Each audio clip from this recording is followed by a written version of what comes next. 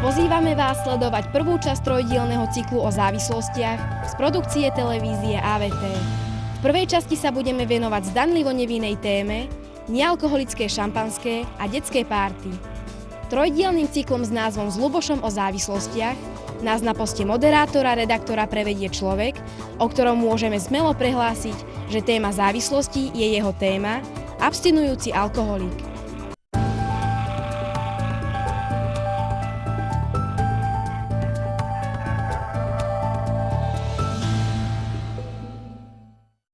Vítam vás, vážení televízni diváci, pri sledovaní trojdielneho cyklu relácií o závislostiach. Volám sa Ľuboš a som abstinujúci alkoholik. Áno, prešiel som peklom závislosti. Ničil som seba, rodinu a ublížil som aj cudzým ľuďom. Fyzicky aj psychicky som bol úplne na dne. Takmer som vtedy umrel. Liečil som sa pred 8 rokmi. Odtedy sa venujem problematike závislosti. Takže mám ďaleko od bežného iba teoretika. Alkoholizmus je jedna z najrozšírenejších závislostí. Prečo, ako a kedy vznikajú u človeka návyky, ktoré môžu viesť až k závislosti? V dnešnej relácii dáme priestor zdanlivo nevinným oslavám detskej párty s detským šampanským. Prečo? Som presvedčený, že práve tam, niekde v detstve sa to začína. Alebo nie? Opýtali sme sa rodičov na detské oslavy u nich doma.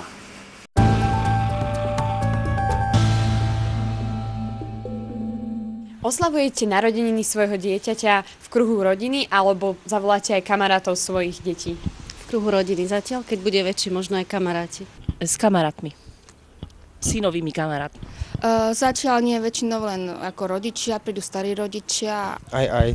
Najprv robíme oslavu teda s rodinou a potom s priateľmi, keď máme malé dve detičky, takže sa to všetkým ráta aj deťom, že sa spolu pohrajú a tak. Po širokom rodinnom kruhu aj s kamarátmi našimi, čiže tí majú deti, ktoré sú kamaráti zasa môjho dieťaťa. V blízkom rodinnom kruhu. Zvyknite si otvoriť aj detské nealkoholické šampanské? Áno.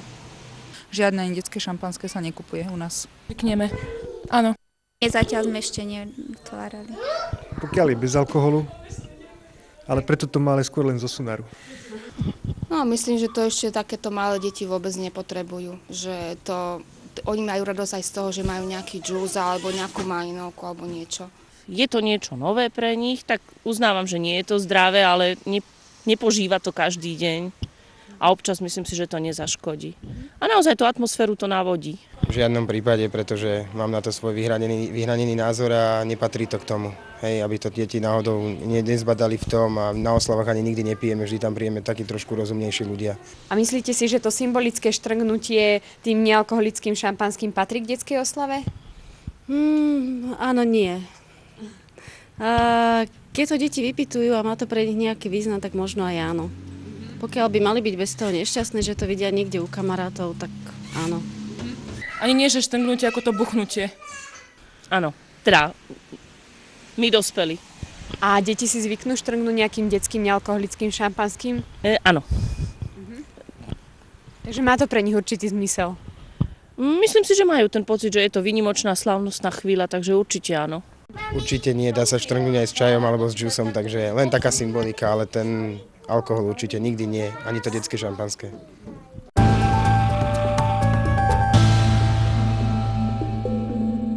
Navštívili sme aj materskú školu.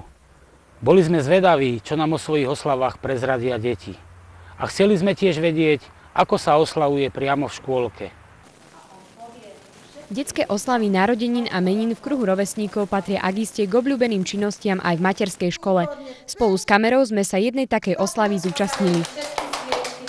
Na oslavách dospelých býva zvykom štrngnúť si na zdravie. Je však správne učiť tieto zvyky už malej deti? Samotná oslava zahŕňa v sebe viacero aspektov, aj preto sa názory rodičov, starých rodičov, pedagogických pracovníkov a odborníkov v oblasti psychológie i psychiatrie na oslavu detí rôznia. To, čo je pre niekoho veľmi milé, predstavuje pre iných možné riziko. Hľadáme odpovede na súvisiace otázky. Je detské šampanské prípustné, alebo sa na oslavách detí neodporúča? Je jedno, či je prípitok súčasťou oslavy, alebo ho vynecháme? Je štrngnutie vhodné alebo nie? Je jedno, čo je v poháriku, keď si deti štrngajú a pripíjajú? Vráťme sa ale ku konkrétnej oslave a dajme slovo späť do škôlky učiteľke triedy, ktorú sme navštívili. Myslíte si, že používať detské šampanské na oslavách detí je správne? No neviem, či je to správne, ale mnoho detí to má zaužívané z domácnosti, ale my v škôlke to nepoužívame. Videli sme, že deti si na oslave aj štrngajú. Myslíte si, že to v budúcnosti môže vytvoriť návyk na užívanie alkoholu? No neviem, či to môže byť ako návyk v budúcnosti. Naše deti si štrngali len čajom, čo si bežne pripíjajú čajom alebo nejakým džusom. A myslím si, že to je vec rodiny, ako si deti v budúcnosti zvyknú. Deti majú o svojom výnimočnom dni, kedy oslavujú meniny alebo narodeniny vlastnú predstavu, ktorá vychádza z toho, čo poznajú. Ako zvykneš oslavovať narodeniny? S kamarátmi. S rodičmi. S kamarátmi. Hello, dedom a ešte aj s maminou aj s ocinom. S kamarátmi. S kamarátmi, hej? A aká oslava narodenín by sa ti páčila? S tortou. S tortou. S 2 tortami. A prečo práve s 2? Lebo aspoň máme viac tort. S tortou. Máš veľkú tortu alebo farebnú? Farebnú. S tortou. Tak s tortou. A nejakú veľkú party by si chcel s kamarátmi napríklad? To teda nie. Aj si zvyknete štrngnúť niečím? Áno. A čo máš v poháriku, keď si štrngáte? Ja mám buď kofol, alebo džus, alebo detské šampanské. Ja si zase vypijam čaj, alebo niekedy minerálkou. Šampanský s džusom. Džusík mávate, hej? A nejaké šampanské detské? Zapijame si aj šampanským. Ja väčšinou na oslavu moc nepijem. Múdry človek si vypočuje aj odlišné názory, zváži argumenty pre a proti, potvrdí alebo poopraví si vlastné stanovisko. Sme zvedaví, čo nám na záver relácie povie na slovo vzatá odborníčka.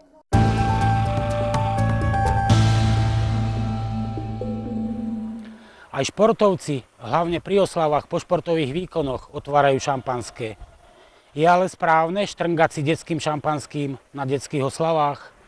Aký má na to názor reprezentant Slovenska vo vodnom pole Michal Gogola? Ako môže podľa vás alkohol ovplyvniť kariéru športovca? Tak môže ju dať do trosiek, môže ju zničiť.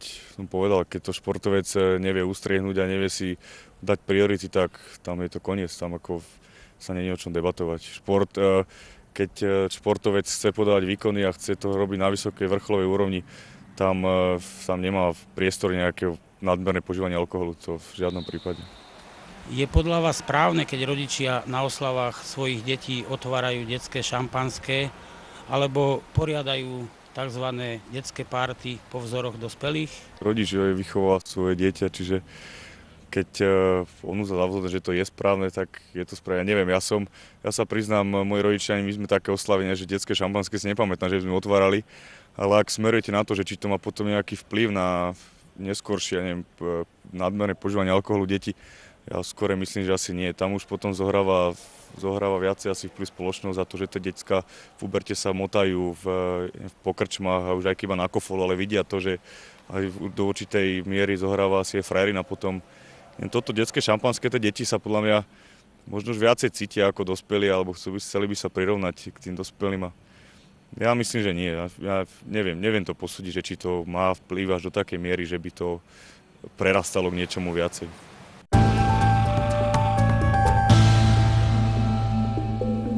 Počuli sme rôzne názory a videli sme aj detskú oslavu v materskej škole.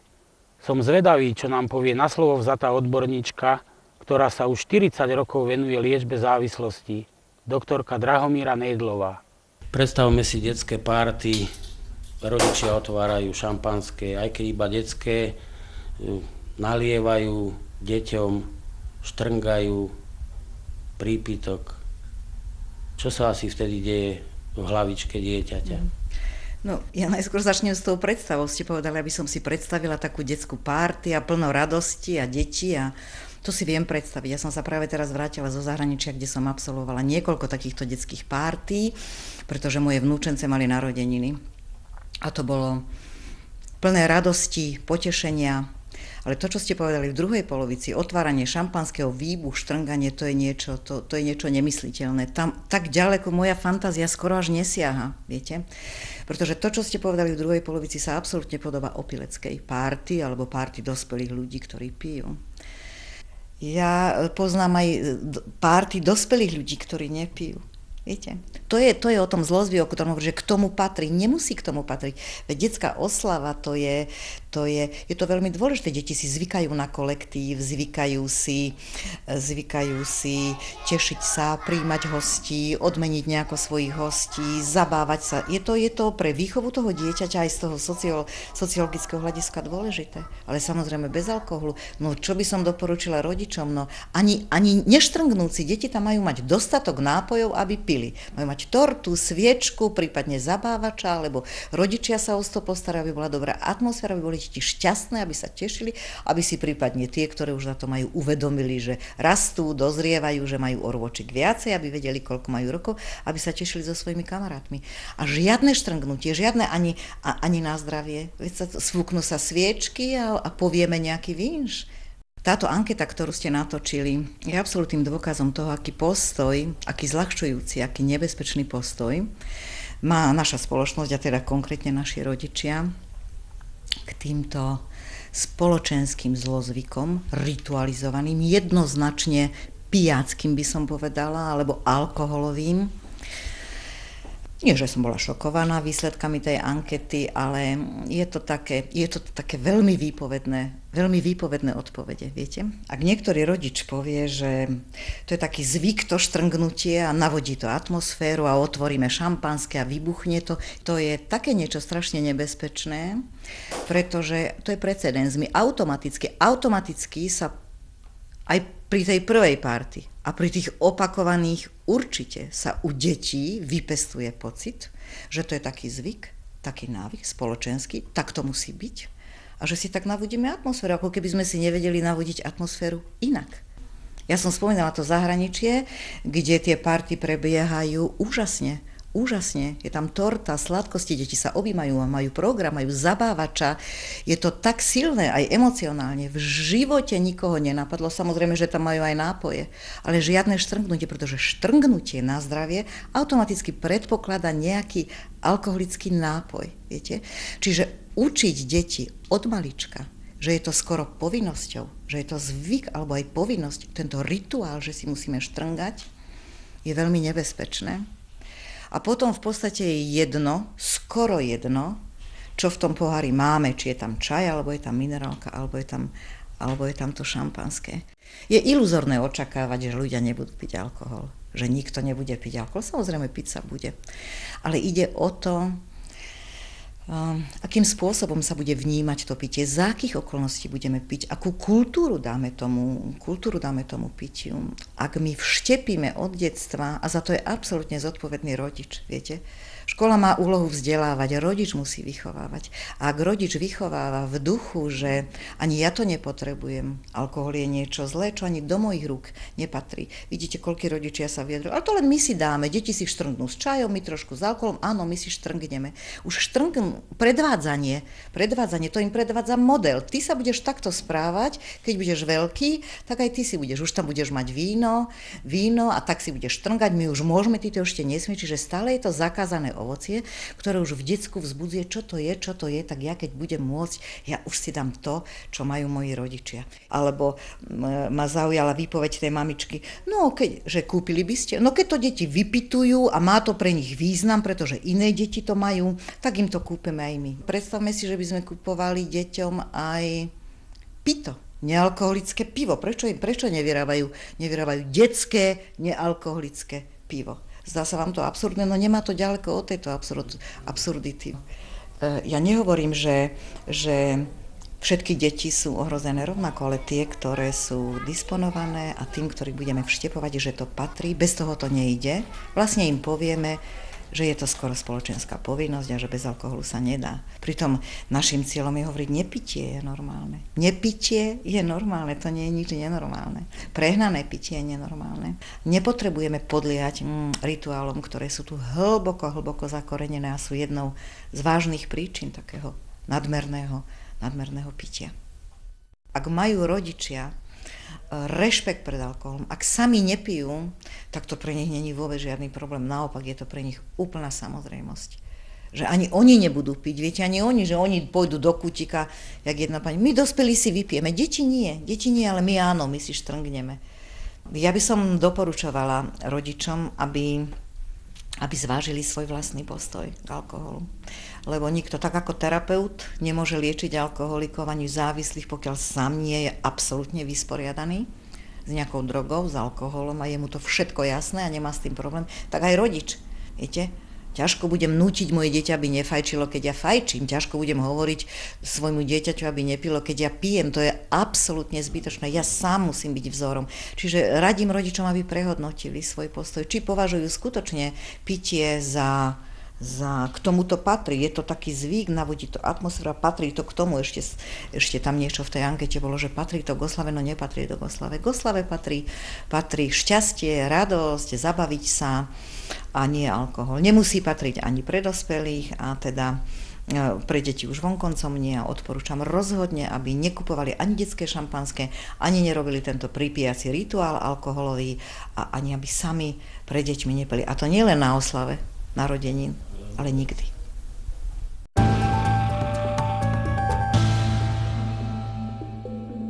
Pamätám sa, že ako malý chlapec na nejakej oslave som mal v pohári iba trošku vínka. Práve preto, že som bol ešte malý chlapec. Je iba na nás, na rodičoch, aby sme si vybrali, čo je správne a aby sme to potom odovzdali svojim deťom. Na budúce sa uvidíme pri hľadaní odpovedí na ďalšiu tému. Budeme sa rozprávať o veľmi rozšírenej a nebezpečnej závislosti od nikotínu.